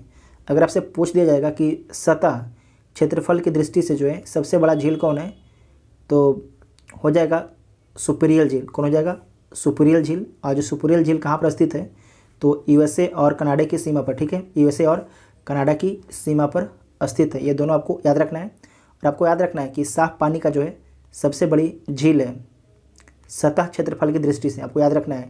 लेकिन क्वेश्चन क्या पूछा गया आपसे, क्वेश्चन पूछा गया है आयतन की दृष्टि से। क्या पूछा गया आपसे, आयतन की दृष्टि से जो है साफ पानी का सबसे बड़ा झील कौन है, तो बैकाल झील है। ये दोनों चीज़ को अलग अलग याद रखिएगा। अगर पूछा जाएगा आपसे कि खारे पानी की सबसे बड़ी झील कौन है, तो कैरिस्पियन सागर है। नोट कीजिएगा, कैरिस्पियन सागर है। 3 पॉइंट को ध्यान रखिएगा। नेक्स्ट है टोरेस जलडमरू किन 2 द्वीपों के मध्य स्थित है, तो टोरेस जलडमरू जो है ऑस्ट्रेलिया और न्यू पापुआ गिनी के मध्य स्थित है। ठीक है, न्यू पापुआ गिनी के मध्य स्थित है टोरेस जलडमरू। तो ए इसका राइट आंसर हो जाएगा। जिनके पास मैप है, आप लोग मैप खोल के जरूर देखिएगा। उससे क्या होगा कि आपका जो कंसेप्ट है पूरी तरीके से क्लियर हो जाएगा। ठीक है, जिनके पास मैप है प्लीज़ ज्योग्राफी का क्वेश्चन करते वक्त आप लोग मैप खोल के जरूर रखिएगा। जिनके पास नहीं है तो हम जो प्रयास करेंगे कि स्क्रीन पर आपके लिए कुछ मैप बना दें, तो उससे देख लीजिएगा आप लोग। ऐसे तब सभी लोगों के पास तो मैप होगा ही। नेक्स्ट है कि वर्तमान में जो है हीरे का सर्वाधिक उत्पादन किस देश में किया जाता है, तो वर्तमान में जो है हीरे का सर्वाधिक उत्पादन जो है रूस में किया जाता है। कहाँ पर, रूस में सर्वाधिक हीरे का उत्पादन किया जाता है। तो सी इसका राइट आंसर हो जाएगा। ठीक है, और हीरे का सर्वाधिक भंडार किस देश में है, तो रूस में। किस देश में है, रूस में भंडार भी है। अगर पूछा जाएगा कि हीरे का जो सर्वाधिक भंडार में दूसरा स्थान पर कौन है, तो बोत्सवाना है। कौन है, बोत्सवाना है। आपको याद रखना है, वेरी वेरी इंपॉर्टेंट है। ठीक है, और आपको ये भी याद रखना है कि भारत में जो है मध्य प्रदेश में हीरे का सर्वाधिक भंडार है। कहाँ पर, मध्य प्रदेश में जो है भारत में हीरे का सर्वाधिक भंडार है। अब वर्तमान में जो है आप देख चुके हैं कि हीरे का सर्वाधिक उत्पादक देश कौन है, तो रसिया है। नेक्स्ट है कि किसी भी देश के घरेलू सीमा में निम्नलिखित में से किसको शामिल नहीं किया जाता है, तो किसको शामिल नहीं किया जाता है, देख लीजिए। देश की समस्त राजनीतिक सीमा को शामिल किया जाता है। देश के निवासियों द्वारा 2 या 2 से अधिक देशों के बीच चलाए जाने वाले वायुयान या जलयान शामिल किया जाता है। देश के विदेशों में स्थित दूतावास को शामिल किया जाता है। देश में स्थित अंतर्राष्ट्रीय संस्थाओं के कार्यालय को इसे शामिल नहीं किया जाता है। ठीक है, इसे शामिल किया नहीं जाता है। तो डी इसका राइट आंसर हो जाएगा। बहुत ही अच्छा क्वेश्चन है कि किसी भी देश के घरेलू सीमा में निम्नलिखित में से किसको शामिल नहीं किया जाता है, मतलब कि देश की समस्त राजनीतिक सीमा को शामिल किया जाता है। देश के निवासियों द्वारा 2 या 2 से अधिक देशों के बीच चलाए जाने वाले वायुयान या जलयान को शामिल किया जाता है। देश के विदेशों में स्थित दूतावास आपके शामिल किए जाते हैं। आप लोग सुनते होंगे ना कि किसी भी जो जैसे जो भारत का अपना दूतावास अगर अमेरिका में है, तो अमेरिका की पुलिस जो है भारत का दूतावास है उसके अंदर नहीं आ सकती है बिना भारत के परमिशन के। ठीक है, क्योंकि हमारा वो लैंड है, इसीलिए। नेक्स्ट है कि दिसंबर 2020 में जारी भारत में तेंदुओं की स्थिति 2018 रिपोर्ट के अनुसार भारत के किस राज्य में तेंदुओं की संख्या सर्वाधिक है, तो मध्य प्रदेश में सर्वाधिक तेंदुआ हैं। पूरे भारत में कितने तेंदुए हैं, तो 12,852 तेंदुआ 12,852 तेंदुआ आपके पूरे भारत में हैं। ठीक है, और मध्य प्रदेश में कितने तेंदुआ हैं, तो 3421 तेंदुआ हैं। कितने, 3421 तेंदुआ हैं। नेक्स्ट है कि भारत के किस शहर में एशिया का पहला राष्ट्रीय डॉल्फिन अनुसंधान केंद्र स्थापित किया जा रहा है, तो कहाँ पर, पटना में। ठीक है, कहाँ पर, पटना में। तो बी इसका राइट आंसर हो जाएगा। और आपको याद रखना है कि पटना विश्वविद्यालय के परिसर में जो है इसकी स्थापना की जा रही है। नेक्स्ट है कि संस्कृति मंत्रालय ने हर साल सुभाष चंद्र बोस की जयंती को किस दिवस के रूप में मनाने की घोषणा की है, तो पराक्रम दिवस के रूप में मनाने की घोषणा की है। तो डी इसका राइट आंसर हो जाएगा। और जो पराक्रम दिवस किस तारीख को मनाया जाएगा, तो 23 जनवरी को मनाया जाएगा। नेक्स्ट है कि यूनाइटेड नेशन रिपोर्ट 2021 के अनुसार विश्व के विभिन्न देशों में रह रहे प्रवासी भारतीय की संख्या किस देश में सर्वाधिक है, तो किस देश में सर्वाधिक प्रवासी भारतीय रहते हैं, तो संयुक्त अरब अमीरात में रहते हैं, UAE में रहते हैं। कितने लोग रहते हैं, तो 35 लाख लोग रहते हैं। अमेरिका में कितने लोग रहते हैं, तो 27 लाख लोग रहते हैं। और सऊदी अरब में कितने लोग रहते हैं, तो 25 लाख लोग रहते हैं। ये तीनों पॉइंट आपको याद रखना है। नेक्स्ट है कि एलन मस्क के द्वारा स्थापित कंपनी स्पेस एक्स ने कितने उपग्रहों का एक साथ प्रक्षेपण कर नया कीर्तिमान स्थापित किया है? तो 143 उपग्रहों को प्रक्षेपण कर जो है नया कीर्तिमान स्थापित किया है। तो डी इसका राइट आंसर हो जाएगा। डी इसका राइट आंसर हो जाएगा। आपको याद रखना है जो 143 जो सैटेलाइट हैं, उपग्रह हैं, इसे लॉन्च किया गया था फाल्कन 9 रॉकेट के माध्यम से, फाल्कन 9 रॉकेट के माध्यम से। नेक्स्ट है कि व्यक्तिगत रूप से लगातार 2 ओलंपिक खेलों में पदक जीतने वाली भारत की पहली महिला खिलाड़ी हाल ही में कौन बनी है? उनका नाम क्या है? तो पीवी सिंधु उनका नाम है। तो बी इसका राइट आंसर हो जाएगा। आपको याद रखना है 2016 में इनके द्वारा जो है रजत पदक जीता गया था, जबकि 2021 में जो है इनके द्वारा जो है कांस्य पदक जीता गया। लेकिन आपको याद रखना है जो ऑफिशियली तौर पर जो है इसे 2020 का ही ओलंपिक बोला जाएगा। तो बी इसका राइट आंसर हो जाएगा। नेक्स्ट है कि नीति आयोग के दूसरे इनोवेशन इंडेक्स में बड़े राज्यों की श्रेणी में पहला स्थान किस राज्य को प्राप्त हुआ है? तो कर्नाटक को पहला स्थान प्राप्त हुआ है। ठीक है, कर्नाटक को पहला स्थान प्राप्त हुआ है। तो बी इसका राइट आंसर हो जाएगा। दूसरा स्थान किसे मिला है? तो महाराष्ट्र को, और तीसरा स्थान तमिलनाडु को मिला है। ठीक है, साथ में आपको याद रखना है अगर पूछा जाएगा कि केंद्र शासित प्रदेशों या छोटे राज्यों की श्रेणी में पहला स्थान किसे मिला है? तो दिल्ली को पहला स्थान मिला है। नेक्स्ट है कि EPIC का फुल फॉर्म क्या होता है? तो इसका फुल फॉर्म होता है electronic electoral photo identity card, इसका फुल फॉर्म होता है। तो बी इसका राइट आंसर हो जाएगा। नेक्स्ट है कि 16वीं बिहार रेजिमेंट के commanding officer colonel Shri Santosh बाबू को मरणोपरांत किस सैन्य सम्मान से सम्मानित किया गया है? तो महावीर चक्र से। ठीक है, महावीर चक्र से। तो डी इसका राइट आंसर हो जाएगा। नेक्स्ट है कि the lover boy of Bahawalpur पुस्तक किसने लिखी है? तो किसके द्वारा ये पुस्तक लिखा गया है? तो राहुल पंडिता के द्वारा। ठीक है, राहुल पंडिता के द्वारा बुक लिखा गया है। तो बी इसका राइट आंसर हो जाएगा। नेक्स्ट है कि 66वें फिल्म फेयर पुरस्कार 2021 के सर्वश्रेष्ठ फिल्म का पुरस्कार किस फिल्म को मिला है? तो थप्पड़ को मिला है। किसे मिला है? थप्पड़ को मिला है। तो डी इसका राइट आंसर हो जाएगा। ठीक है, थप्पड़ को मिला है। आपको याद रखना है कि 66वें फिल्म फेयर पुरस्कार 2021 में जो है सर्वश्रेष्ठ अभिनेता कौन है? तो इरफान खान है। जो इरफान खान अंग्रेजी मीडियम के लिए। और सर्वश्रेष्ठ अभिनेत्री कौन है? तो तापसी पन्नू है, जो थप्पड़ की हीरोइन है। और साथ में याद रखना है कि सर्वश्रेष्ठ निर्देशक कौन है? जो सर्वश्रेष्ठ निर्देशक हैं उनका नाम है ओम राउत। क्या नाम है? ओम राउत। ठीक है, तो इतना आपको याद रखना है। नेक्स्ट है कि हाल ही में भारत के 48वें मुख्य न्यायाधीश कौन बने हैं? तो कौन बने हैं? NV रमना बने हैं। तो सी इसका राइट आंसर हो जाएगा। नेक्स्ट है कि अमृत महोत्सव के बारे में देख लीजिए। अमृत महोत्सव के संदर्भ में निम्नलिखित कथनों पर आपको विचार कर असत कथन को आपको चुनना है। तो देख लीजिए, यह महोत्सव मतलब असत मतलब गलत कथन को चुनना है। यह महोत्सव स्वतंत्रता के 75वें वर्ष पूरा होने के अवसर पर मनाया जाएगा। तो सही है। इस महोत्सव का शुभारंभ प्रधानमंत्री नरेंद्र मोदी ने 12 मार्च 2021 को अहमदाबाद गुजरात से साबरमती आश्रम से किया। तो ये भी सही है।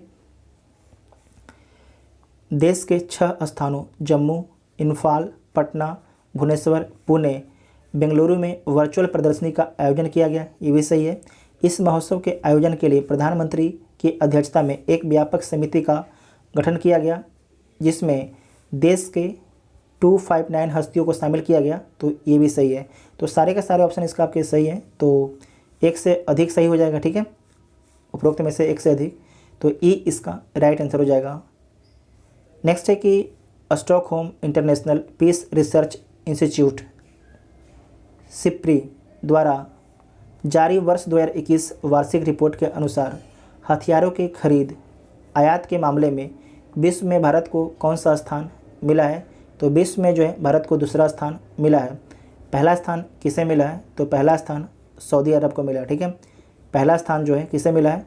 तो पहला स्थान सऊदी अरब को मिला है। भारत को कौन सा स्थान मिला है? तो भारत को दूसरा स्थान मिला है। इसे नोट कीजिएगा, बहुत ही इंपॉर्टेंट है।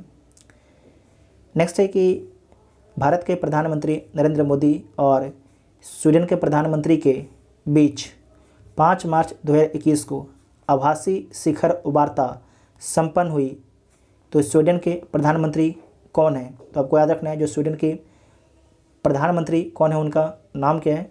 तो उनका नाम है स्टीफन लोफवेन। क्या नाम है? Stefan Lofven. तो ए इसका राइट आंसर हो जाएगा, ए इसका राइट आंसर हो जाएगा। नेक्स्ट है कि हाल ही में नियुक्त राष्ट्राध्यक्षों में कौन आपके सम्मिलित नहीं है? तो देख लीजिए कौन सम्मिलित नहीं है। निकोल पारसियन आर्मेनिया के प्रधानमंत्री हैं, तो सही है। इब्राहिम रईसी ईरान के राष्ट्रपति हैं, सही है। इस्टबैन ओकॉर्न सीरिया के राष्ट्रपति हैं, ये गलत है। सीरिया के राष्ट्रपति कौन है? तो आपको याद रखना है बशर अल असद हैं। कौन है? बशर अल असद हैं, ठीक है। बशर अल असद जो चौथी बार आपके सीरिया के राष्ट्रपति बने हैं, तो ये आपके गलत हो जाएगा, तो सी इसका राइट आंसर हो जाएगा। उसके बाद है गुइडो बेलिडो, ये कहाँ के प्रधानमंत्री हैं? तो पेरू के प्रधानमंत्री हैं, तो ये आपके सही है, ठीक है। नेक्स्ट है कि सैयद मुस्तफ़ा अली ट्रॉफी 2020-21 का खिताब किसने जीता है? तो आपको याद रखना है तमिलनाडु के द्वारा जीता गया है, तमिलनाडु के द्वारा जीता गया है, तो बी इसका राइट आंसर हो जाएगा। ये आपके पुराना वाला था, लेकिन जो नया वाला हुआ वो कौन जीता है? तो वो भी आपके तमिलनाडु के द्वारा जीता गया है, ठीक है। याद रखिएगा जो 2021 का आयोजन आपके किया गया था नवंबर में, उसका विजेता कौन है? सैयद मुश्ताक अली ट्रॉफी का, तो वो भी आपके तमिलनाडु है। ये दोनों याद रखिएगा, इंपॉर्टेंट हैं। नेक्स्ट है कि 16वां प्रवासी भारतीय दिवस समारोह 29 जनवरी 2021 को संपन्न हुआ। इस समारोह के मुख्य अतिथि कौन थे? तो सूरीनाम के राष्ट्रपति चंद्रिका प्रसाद संतोखी थे, तो डी इसका राइट आंसर हो जाएगा, ठीक है। डी इसका राइट आंसर हो जाएगा। नेक्स्ट है कि राष्ट्रीय बालिका दिवस के अवसर पर 20 वर्षीय सृष्टि गोस्वामी एक दिन के लिए किस राज्य की मुख्यमंत्री बनी है? तो कहाँ की बनी है? उत्तराखंड की मुख्यमंत्री बनी है, ठीक है। एक दिन के लिए जो है सृष्टि गोस्वामी उत्तराखंड की मुख्यमंत्री बनी थी, तो सी इसका राइट आंसर हो जाएगा। जैसे कि किस राज्य सरकार ने ओलंपिक एवं एशियाई खेलों में स्वर्ण पदक विजेता को क्रमशः 3 करोड़ और 1 करोड़ की राशि पुरस्कार के रूप में देने की घोषणा की है? तो राजस्थान सरकार ने, तो डी इसका राइट आंसर हो जाएगा। नेक्स्ट है कि प्रतियोगिता परीक्षाओं की तैयारी करने वाले छात्रों के लिए निःशुल्क कोचिंग प्रदान करने के लिए अभ्युदय योजना की शुरुआत किस राज्य सरकार ने की है? तो उत्तर प्रदेश राज्य सरकार ने की है, तो सी इसका राइट आंसर हो जाएगा। नेक्स्ट है कि गणतंत्र दिवस के अवसर पर इस वर्ष कुल कितने पद्म अलंकरण, पद्म विभूषण, पद्म भूषण, पद्मश्री प्रदान किए गए? तो कितने? 119, ठीक है। कितने? 119, तो डी इसका राइट आंसर हो जाएगा। नेक्स्ट है कि 30वां सरस्वती सम्मान 2020 से किसे सम्मानित किया गया है? तो आपको याद रखना है ये सम्मानित किया गया है शरण कुमार लिम्बाले को, शरण कुमार लिम्बाले को, तो सी इसका राइट आंसर हो जाएगा। नेक्स्ट है कि डेजर्ट फ्लैग 6 वायुसेना अभ्यास किस देश की मेजबानी में 3 से 27 मार्च 2021 को आयोजित किया गया? तो संयुक्त अरब अमीरात की मेजबानी में, संयुक्त अरब अमीरात की मेजबानी में, तो ए इसका राइट आंसर हो जाएगा, ठीक है। ए इसका राइट आंसर हो जाएगा। भारत की वायुसेना जो है पहली बार इस अभ्यास में आपके शामिल होती है, और इस वायुसेना अभ्यास में जो है अमेरिका, फ्रांस, सऊदी अरब, दक्षिण कोरिया, बहरीन, भारत शामिल होते हैं। नेक्स्ट है कि भारत वन स्थिति रिपोर्ट 2019 के अनुसार सर्वाधिक वन क्षेत्र वाले राज्यों की स्थिति को अवरोही क्रम में बताना है, ठीक है। अवरोही क्रम में बताना है, तो सबसे अधिक वन कहाँ पर है क्षेत्रफल के हिसाब से? तो कहाँ पर है? मध्य प्रदेश में, उसके बाद अरुणाचल प्रदेश में है, और उसके बाद छत्तीसगढ़ में है, तो डी इसका राइट आंसर हो जाएगा, ठीक है। डी इसका राइट आंसर हो जाएगा। नेक्स्ट है कि आत्मनिर्भर बिहार के 7 निश्चय 2 में कौन सी योजना शामिल नहीं है? ये VBI क्वेश्चन से मार्क कीजिएगा। तो कौन आपके शामिल नहीं है? तो देख लीजिए कौन कौन शामिल है। पहला देखिए, पहला है युवा शक्ति बिहार की प्रगति, ठीक है। दूसरा देखिए, दूसरा है सशक्त महिला सक्षम महिला। तीसरा है हर खेत तक सिंचाई का पानी पहुंचाना। चौथा है स्वच्छ गांव समृद्ध गांव। पाँचवा है स्वच्छ शहर विकसित शहर। छठा है सुलभ संपर्कता। और लास्ट सातवां है सबके लिए अतिरिक्त स्वास्थ्य सुविधा, जबकि आरक्षित रोजगार महिलाओं का अधिकार शामिल नहीं है। ठीक है, ये नहीं है, तो सी इसका राइट आंसर हो जाएगा। स्वच्छ शहर विकसित शहर आपको बता चुके हैं, तो सी गलत हो जाएगा। ठीक है, इसे जो 7 आपके निश्चय पार्ट 2 है, इसे जरूर नोट कीजिएगा, पूछा जा सकता है इसका। पहले जो 7 निश्चय 1 था वो पूछा जा चुका है बीपीएससी के एग्जाम में। नेक्स्ट है कि बिहार बजट 2020-21 के अनुसार राज्य का राजकोषीय घाटा जीएसडीपी कितना प्रतिशत रहा है? तो कितना परसेंट रहा है? तो 2.97% रहा है। VBI है, मार्क कीजिएगा। तो सी इसका राइट आंसर हो जाएगा। नेक्स्ट है कि बिहार के किस जिला में मेगा फूड पार्क बनाया जाएगा? तो बिहार के जो है मुजफ्फरपुर जिला में जो है मेगा फूड पार्क बनाया जाएगा। तो डी इसका राइट आंसर हो जाएगा। डी इसका राइट आंसर हो जाएगा। केंद्र सरकार द्वारा जो है भारत में जो है 42 मेगा फूड पार्क बनाए जा रहे हैं, और बिहार के मुजफ्फरपुर ज़िले के मोतीपुर में मेगा फूड पार्क बनाया जाएगा, जिससे जो है 5,000 लोगों को रोज़गार मिलेगा। इस मेगा फूड पार्क से जो है 5,000 लोगों को रोज़गार मिलेगा। नेक्स्ट है कि वर्ष 2020 के लिए बिहार का सर्वश्रेष्ठ थाना किस थाना को चुना गया? तो किसे चुना गया था? कुर्था अरवल को।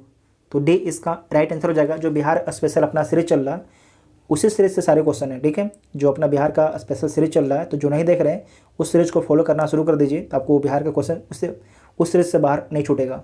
ठीक है, मतलब जो सीरीज चल रहा है उससे बाहर एक भी क्वेश्चन नहीं पूछा आपसे जाएगा। नेक्स्ट है कि 51वां अंतर्राष्ट्रीय फिल्म महोत्सव में फोकस राष्ट्र कौन था? तो जो फोकस राष्ट्र था बांग्लादेश था। कौन था? बांग्लादेश। तो सी इसका राइट आंसर हो जाएगा। आपको याद रखना है कि जो 52वां अंतर्राष्ट्रीय फिल्म महोत्सव है, इसका आयोजन कहाँ पर हो रहा है? तो गोवा में हो रहा है, गोवा में। और इसका फोकस राष्ट्र कौन है? तो ब्रिक्स है। ठीक है, नोट कीजिएगा, इंपॉर्टेंट है। नेक्स्ट है कि 2022 में 48 में G7 शिखर सम्मेलन का आयोजन किस देश में किया जाएगा? 2022 में बोला जा रहा है कि 48 में G7 शिखर सम्मेलन का आयोजन किस देश में किया जाएगा? तो नोट कीजिएगा, बहुत ही इंपॉर्टेंट क्वेश्चन है। कहाँ पर? जर्मनी में किया जाएगा। कहाँ पर? जर्मनी में। तो सी इसका राइट आंसर हो जाएगा। जो G7 है, इसमें कितने कंट्री हैं? तो 7 कंट्री हैं। कौन कौन है?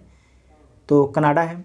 ठीक है, कनाडा है, फ्रांस है, जर्मनी है, इटली है, ठीक है, जापान है, यूके है और यूएसए है। ये सातों कंट्री का नाम नोट कीजिएगा, आपसे पूछा जा सकता है। साथ में आपको याद रखना है कि जो 47वां G7 शिखर सम्मेलन किस देश में हुआ? तो कहाँ पर हुआ है? तो यूके में हुआ है। कहाँ पर हुआ है? यूके में हुआ है। इतना आपको याद रखना है। नेक्स्ट है कि बिहार प्रांतीय किसान सभा की स्थापना कब हुई? तो देखिए, जो बिहार स्पेशल है, आधुनिक भारत का अपना एक वीडियो अपलोड किया गया है, तो उस वीडियो को आप लोग जरूर देखिए। 1 घंटा का वीडियो है, उससे एक भी क्वेश्चन आपका जो बिहार का मॉडर्न हिस्ट्री है उससे बाहर नहीं पूछा जाएगा। तो आप लोग जाके उस वीडियो को भी जरूर देखिए। तो पहला क्वेश्चन इसमें बिहार का कि बिहार प्रांतीय किसान सभा की स्थापना कब हुई? तो बिहार प्रांतीय किसान सभा की स्थापना जो है नवंबर 1929 में हुई। स्थापना जो है नवंबर 1929 में हुई। तो ए इसका राइट आंसर हो जाएगा। नेक्स्ट है कि बिहार की भूमि पर पहली बार भारतीय राष्ट्रीय कांग्रेस का अधिवेशन कहाँ पर हुआ? तो पटना बांकीपुर में होता है। ठीक है, बांकीपुर पटना में होता है। और कब होता है? तो 1912 में होता है। ठीक है, और कौन सा अधिवेशन है? तो 27वां अधिवेशन है। और इसकी अध्यक्षता कौन करते हैं? तो R.N. माधोलकर। ठीक है, R.N. माधोलकर इसकी अध्यक्षता करते हैं। नेक्स्ट है कि चंपारण में कृषि की स्थिति की जांच करने के लिए बनी चंपारण एग्रेरियन समिति के अध्यक्ष थे, उनका नाम क्या था? तो F.G. सलाई। F.G. सलाई। ठीक है, तो डी इसका राइट आंसर हो जाएगा। नेक्स्ट है कि प्राचीन मगध महाजनपद में कौन सा आधुनिक क्षेत्र आपके शामिल नहीं था? तो देख लीजिए कौन सा आधुनिक क्षेत्र शामिल नहीं था। पटना शामिल था, गया शामिल था, शाहबाद शामिल था, जबकि मुजफ्फरपुर शामिल नहीं था। तो डी इसका राइट आंसर हो जाएगा। ठीक है, डी इसका राइट आंसर हो जाएगा। नेक्स्ट है कि बिहार में नवपाषाण युग के अवशेष किन स्थान या स्थानों से प्राप्त हुए हैं। तो बिहार में जो है नवपाषाण युग के जो अवशेष हैं चिरांद और चेचर, ये दोनों स्थान से मिलता है। चिरांद कहाँ पर है, तो सारण में है। ठीक है, कहाँ पर है, सारण में है। जबकि चेचर कहाँ पर है, तो वैशाली में है। नोट कीजिएगा, वैशाली में है। तो एक से अधिक राइट आंसर हो जाएगा। ठीक है, एक से अधिक राइट आंसर हो जाएगा, तो ई इसका उत्तर हो जाएगा। नेक्स्ट है कि शेरशाह ने पटना को कब बिहार की राजधानी बनाया। बहुत ही इंपॉर्टेंट क्वेश्चन है, VVI क्वेश्चन है, इसे मार्क कीजिए। तो अगर आपके पास देखिएगा, दिमाग लगाइएगा तो ये क्वेश्चन को आप आराम से सोल्व कर सकते हैं कि शेरशाह ने जो है पटना को कब बिहार की राजधानी बनाया। तो कब बनाया, तो 1541 में बनाता है। कब बनाता है, 1541 में। तो सी इसका राइट आंसर हो जाएगा। नेक्स्ट है कि तुगलक काल में बिहार की राजधानी कहाँ थी। तुगलक काल में जो है बिहार की जो राजधानी थी बिहार शरीफ थी। कहाँ थी, बिहार शरीफ। तो सी इसका राइट आंसर हो जाएगा। नेक्स्ट है कि वर्तमान पटना कॉलेज किस यूरोपीय कंपनी की फैक्ट्री थी। वर्तमान में जो है पटना कॉलेज किस यूरोपीय कंपनी की फैक्ट्री थी। तो आपको याद रखना है डच की थी। किसकी थी, डच की। तो सी इसका राइट आंसर हो जाएगा। नेक्स्ट है कि प्रसिद्ध नर्तकी आम्रपाली का संबंध जो है किस नगर से था। तो प्रसिद्ध नर्तकी जो है आम्रपाली है, उनका संबंध जो है कहाँ से था, वैशाली से था। कहाँ से था, वैशाली से था। तो डी इसका राइट आंसर हो जाएगा।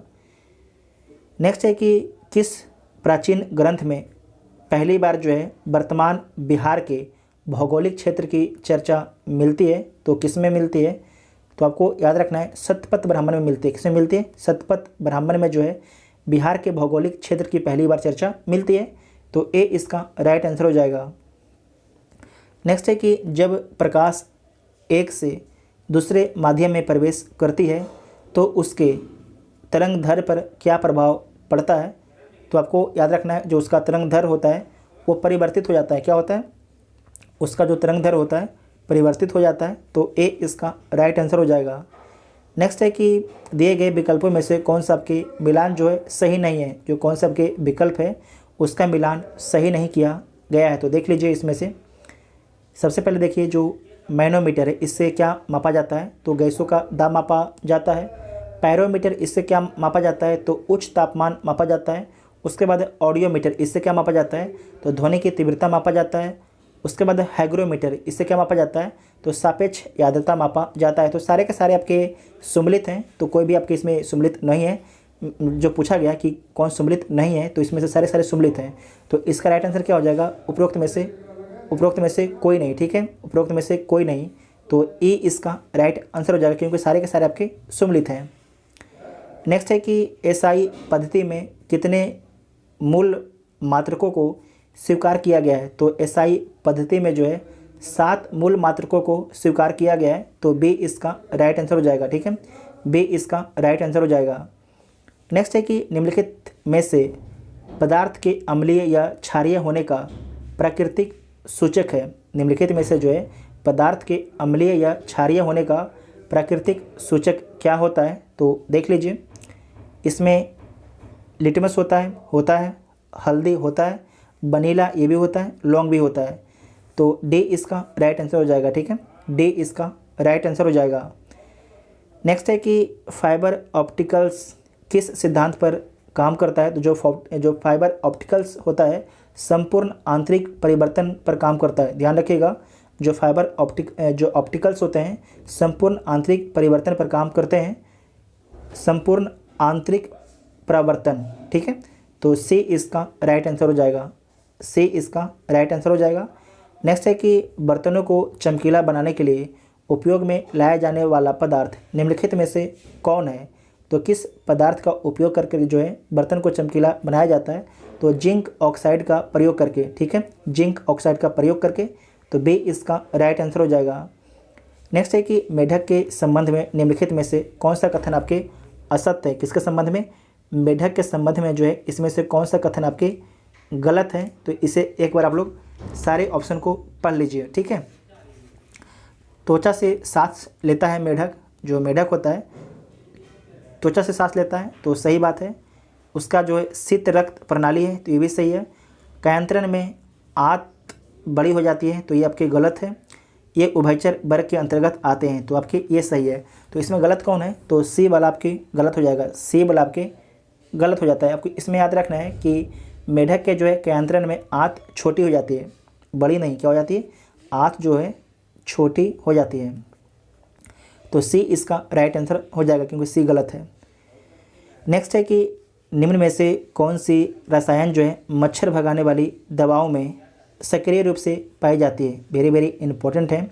निम्न में से कौन सी रसायन जो है मच्छर भगाने वाली दवाओं में सक्रिय रूप से पाई जाती है, तो याद रखना है एलिथ्रीन।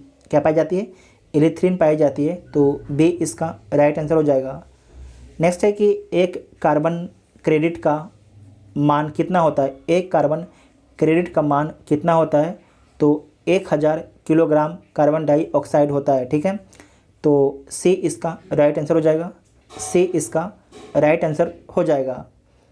नेक्स्ट है कि मानव शरीर के भार का कुल कितना हिस्सा जो है ऑक्सीजन होता है, तो मानव शरीर के जो है 65% जो हिस्सा होता है ये आपके ऑक्सीजन होता है, तो डी इसका राइट आंसर हो जाएगा। इसे दोबारा देख लीजिए, मानव शरीर के भार का जो है कुल कितना हिस्सा जो है ऑक्सीजन होता है, तो 65% हिस्सा, तो डी इसका राइट आंसर हो जाएगा। नेक्स्ट क्वेश्चन है कि निम्नलिखित में से कौन सम्मिलित नहीं है। मैग्नीशियम, इसका प्रयोग आतिशबाजी में होता है, तो होता है। मैग्नीज का इस्तेमाल फर्टिलाइज़र में होता है। टंगस्टन का इस्तेमाल जो है इलेक्ट्रिक बल्ब में होता है। तांबा का इस्तेमाल जो है गैल्वेनीकरण में होता है, तो गलत बात है। जो गैल्वेनीकरण में जो है जिंक का इस्तेमाल होता है, किसका इस्तेमाल होता है, जिंक का इस्तेमाल होता है, तो डी इसका राइट आंसर हो जाएगा। नेक्स्ट है कि फास्फोरस का कौन सा अपरूप जो है अंधेरे एवं वायु में रखे जाने पर स्वतः जल उठता है, तो श्वेत फास्फोरस। आपको याद रखना है कौन फास्फोरस, श्वेत फास्फोरस, तो बी इसका राइट आंसर हो जाएगा। जो श्वेत फास्फोरस है इसे अंधेरे एवं वायु में रखे जाने पर स्वतः ये जलने लगता है, तो बी इसका राइट आंसर हो जाएगा। नेक्स्ट है कि निम्नलिखित में से किसकी मात्रा जो है अम्ल वर्षा में सबसे अधिक होती है, तो H2SO4 की। किसकी, H2SO4 की, तो बी इसका राइट आंसर हो जाएगा। जो H2SO4 है इसे सल्फ्यूरिक अम्ल बोला जाता है। नेक्स्ट है कि चूहे मारने की दवा में किस रसायन का प्रयोग मुख्य रूप से किया जाता है, तो चूहे मारने की दवा में जो है मुख्य रूप से जो है पोटेशियम साइनाइड, ठीक है, और जिंक फॉस्फाइड का इस्तेमाल किया जाता है, तो एक से अधिक हो जाएगा, तो ई इसका उत्तर हो जाएगा। ठीक है, ई इसका उत्तर हो जाएगा। नेक्स्ट है कि सांस लेने एवं छोड़ने की क्रिया के दौरान कौन सी गैस की मात्रा प्रभावित नहीं होती है, तो इसमें आपको याद रखना है कि जो नाइट्रोजन की मात्रा ये प्रभावित नहीं होती है, तो बी इसका राइट आंसर हो जाएगा। बी इसका राइट आंसर हो जाएगा। जो हमारे वातावरण है, जो वायुमंडल है, उसमें नाइट्रोजन की मात्रा कितनी पाई जाती है, तो 78% आपकी पाई जाती है, जबकि ऑक्सीजन की मात्रा कितनी है, तो जो वायुमंडल है उसमें ऑक्सीजन की मात्रा 21% है। कितनी है, 21%। इसे नोट कीजिएगा, बहुत ही इंपॉर्टेंट है। जबकि 0.03% जो है कार्बन डाइऑक्साइड की मात्रा है। कभी कभी आपसे पूछता है कि जलवाष्प की मात्रा कितनी है, तो 0.5% जो है जलवाष्प की मात्रा है वायुमंडल में। नेक्स्ट है कि मानव शरीर में पाई जाने वाली सबसे छोटी हड्डी कौन सी है, तो अस्टेपिज है। कौन है, अस्टेपिज जो है सबसे छोटी हड्डी है, तो ए इसका राइट आंसर हो जाएगा। जो अस्टेपिज कहाँ पर होता है, तो मनुष्य के कान में पाया जाता है अस्टेपिज। नेक्स्ट है कि निम्न पर आपको विचार करना है, तो विचार कर लीजिए। ठीक है, यह मानव शरीर की दूसरी सबसे बड़ी ग्रंथि है। यह विशेष प्रकार की कोशिकाओं में क्षारीय रस स्रावित करते हैं, तो उपयुक्त कथन निम्नलिखित में से किससे संबंधित है, तो आपको याद रखना है अग्नाशय से संबंधित है। यह मानव शरीर की दूसरी सबसे बड़ी ग्रंथि है और यह जो है विशेष प्रकार की कोशिकाओं से क्षारीय जो आपके रस स्रावित करता है अग्नाशय, तो डी इसका राइट आंसर हो जाएगा। नेक्स्ट है कि निम्नलिखित तत्वों में से पृथ्वी पर सबसे भारी प्राकृतिक तत्व कौन है? वेरी वेरी इंपॉर्टेंट क्वेश्चन है कि निम्नलिखित तत्वों में से जो है पृथ्वी पर सबसे भारी प्राकृतिक तत्व कौन है? तो कौन है? यूरेनियम है। कौन है? यूरेनियम है। तो ए इसका राइट आंसर हो जाएगा। ए इसका राइट आंसर हो जाएगा। और सबसे हल्का तत्व कौन है? तो हाइड्रोजन। कौन है सबसे हल्का तत्व जो? तो हाइड्रोजन है। ठीक है। नेक्स्ट है कि निम्नलिखित में से कौन जो है तना का उदाहरण नहीं है? इसमें से जो है कौन आपके तना का उदाहरण नहीं है? तो देख लीजिए, आलू तना का उदाहरण है, गन्ना भी है, अदरक भी है, जबकि शकरकंद जो है आपके तना का उदाहरण नहीं है। शकरकंद जो है तना का उदाहरण नहीं है। तो शकरकंद क्या है? तो शकरकंद जड़ है। ठीक है, क्या है? जड़ है। नेक्स्ट है कि अभावजन्य रोग किसे कहते हैं? अभावजन्य रोग किसे बोला जाता है? तो पोषक तत्वों के अभाव के कारण होने वाले रोग को जो है अभावजन्य रोग बोला जाता है। तो सी इसका राइट आंसर हो जाएगा। नेक्स्ट है कि मलेरिया से प्रभावित होने वाला अंग कौन है? तो जो मलेरिया से कौन सा अंग प्रभावित होता है? तो प्लीहा प्रभावित होता है। तो सी इसका राइट आंसर हो जाएगा। देखिए, जो क्वेश्चन का लेवल है बहुत अच्छा क्वेश्चन का लेवल है, तो आप लोग ध्यान से सारे वीडियो को देखिएगा। ठीक है, इसके आगे जितने भी वीडियो आएंगे, इसके 15 वीडियो आएंगे यूटेरिया के, तो आप लोग को 15 वीडियो को ध्यान से देखना है। नेक्स्ट है कि वस्त्र निर्माण में प्रयोग में लाई जाने वाले ऐसे पदार्थ जिनका स्रोत पादप नहीं होता है कहलाते हैं। फिर से देखिए क्वेश्चन को कि वस्त्र निर्माण में जो है प्रयोग में लाई जाने वाले ऐसे पदार्थ जिनका स्रोत पादप नहीं होता है वो कहलाता है। तो क्या कहलाता है? संश्लेषित तंतु कहलाता है। ठीक है, संश्लेषित तंतु कहलाता है। तो ए इसका राइट आंसर हो जाएगा। ठीक है, ए इसका राइट आंसर हो जाएगा। जो संश्लेषित तनु कहते हैं उसमें कौन कौन आता है इसे नोट कर लीजिएगा। तो पहला आपका है पॉलिस्टर, दूसरा है नायलॉन, ठीक है, तीसरा है एक्रिलिक, यहाँ पर लिख देते हैं हम एक्रिलिक ETC। ठीक है, ये तीनों पॉइंट को नोट कीजिएगा, इंपॉर्टेंट है। नेक्स्ट है कि निम्नलिखित में से कौन सा जो है आनुवांशिक रोग नहीं है? तो 4 ऑप्शन दिया गया है, इसमें से बताना है कि कौन सा आपके जो है आनुवांशिक रोग नहीं है। तो इसमें देखिए, जो हीमोफीलिया रोग है आनुवांशिक है, टर्नल सिंड्रोम आनुवांशिक है, वर्णधनता, ये जो वर्णधता है ये भी आपके आनुवांशिक है, जबकि डिमेंशिया ये आपके आनुवांशिक नहीं है। आपको याद रखना ये एक मस्तिष्क रोग है। क्या है? एक मस्तिष्क रोग है। तो ए इसका राइट आंसर हो जाएगा। नेक्स्ट है कि हमारे शरीर को मुख्य रूप से ऊर्जा प्रदान करता है। तो हमारे शरीर को जो है मुख्य रूप से ऊर्जा कौन प्रदान करता है? तो कार्बोहाइड्रेट प्रदान करता है। ठीक है, कार्बोहाइड्रेट जो है हमारे शरीर को मुख्य रूप से ऊर्जा प्रदान करता है। तो ए इसका राइट आंसर हो जाएगा। ठीक है, विटामिन जो है रोगों से रक्षा करने में सहायता करता है हमारे शरीर को। ठीक है, जो प्रोटीन तथा खनिज लवण जो है शरीर की वृद्धि में महत्वपूर्ण भूमिका निभाते हैं। फिर से बोलते हैं, जो आपके प्रोटीन और जो खनिज होते हैं हमारे शरीर की वृद्धि में जो है महत्वपूर्ण भूमिका निभाते हैं। ठीक है, ये तीनों पॉइंट को याद रखिएगा।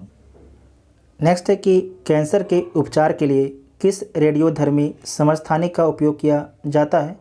तो कोबाल्ट 60 और आयोडीन 131 का प्रयोग जो है कैंसर के उपचार के लिए किया जाता है, जबकि आर्सेनिक 74 का प्रयोग जो है ट्यूमर का पता लगाने के लिए, और सोडियम 24 का प्रयोग जो है परिसंचरण तंत्र में रक्त के थक्के का पता लगाने के लिए किया जाता है। तो एक से अधिक आपके यहाँ पर सही है, तो ई इसका उत्तर हो जाएगा। नेक्स्ट है कि भीड़ नियंत्रण हेतु प्रयोग में लाई जाने वाली अश्रु गैस में कौन सी गैस होती है? तो आपको याद रखना है कौन सी होती है। तो अमोनिया होती है। ठीक है, अमोनिया होती है। तो सी इसका राइट आंसर हो जाएगा। जो पुलिस जो होते हैं जो भीड़ को नियंत्रित करने के लिए कौन सी गैस छोड़ते हैं? तो अमोनिया गैस को छोड़ते हैं। तो सी इसका राइट आंसर हो जाएगा। नेक्स्ट है कि शरीर में अतिरिक्त ग्लूकोज ग्लाइकोजन में परिवर्तित होकर कहाँ भंडारित रहता है? तो कहाँ पर भंडारित रहता है? तो यकृत में भंडारित रहता है। इंपॉर्टेंट क्वेश्चन है, इसे मार्क कीजिए कि शरीर में जो है अतिरिक्त ग्लूकोज ग्लाइकोजन में परिवर्तित होकर कहाँ भंडारित होता है? तो यकृत में होता है। तो बी इसका राइट आंसर हो जाएगा। नेक्स्ट है कि विटामिन ए की कमी से निम्नलिखित में से कौन सी रोग नहीं होता है? तो विटामिन ए की कमी से जो है कौन सा रोग नहीं होता है। तो इसमें आपको याद रखना है कि विटामिन ए की कमी से जो है रतौंधी और जीरोप्लेथेलमिया होता है, जबकि कौन नहीं होता है, रिकेट्स और स्कर्वी नहीं होता है। जो स्कर्वी रोग है विटामिन सी की कमी से होता है, जबकि जो रिकेट्स रोग है ये विटामिन डी की कमी से होता है। तो एक से अधिक इसका राइट आंसर हो जाएगा, ठीक है। तो ई इसका उत्तर हो जाएंगे, ई इसका उत्तर हो जाएंगे। नेक्स्ट है कि H9N2 इन्फ्लुएंजा वायरस के कारण निम्नलिखित में से कौन सा रोग होता है। तो बर्ड फ्लू होता है। कौन सा रोग, बर्ड फ्लू होता है। तो ए इसका राइट आंसर हो जाएगा। नेक्स्ट है कि द पॉलिटिक्स पुस्तक के लेखक कौन है। तो द पॉलिटिक्स जो पुस्तक है इसके लेखक हैं अरस्तु। कौन है, अरस्तु। तो बी इसका राइट आंसर हो जाएगा। इसके बाद 10 क्वेश्चन आपके मैथ के हैं, इसका उत्तर जो है टेलीग्राम ग्रुप पर दे दिया जाएगा। तो आप लोग मैथ को सोल्व कर लीजिए और सभी लोग जितना भी आंसर लाते हैं उसे आप लोग कॉपी पे लिख लीजिए और टेलीग्राम पर इसका उत्तर आपको दे दिया जाएगा, ठीक है। तो एक बार आप सारे क्वेश्चन को देख लीजिए और रोक के आप लोग सारे क्वेश्चन को सोल्व कर लीजिएगा। आपको वीडियो कैसा लगा आप लोग कमेंट करके ज़रूर बताइएगा और आप लोग कितने क्वेश्चन सही किए हैं, कितने क्वेश्चन आप लोग सही किए हैं उसके बारे में भी आप लोग ज़रूर लिखिएगा। जो अभी तक टेलीग्राम ग्रुप ज्वाइन नहीं किए हैं टेलीग्राम ग्रुप ज्वाइन कर लीजिएगा, जिसका लिंक आपको डिस्क्रिप्शन में दिया गया है, ठीक है। Thank you.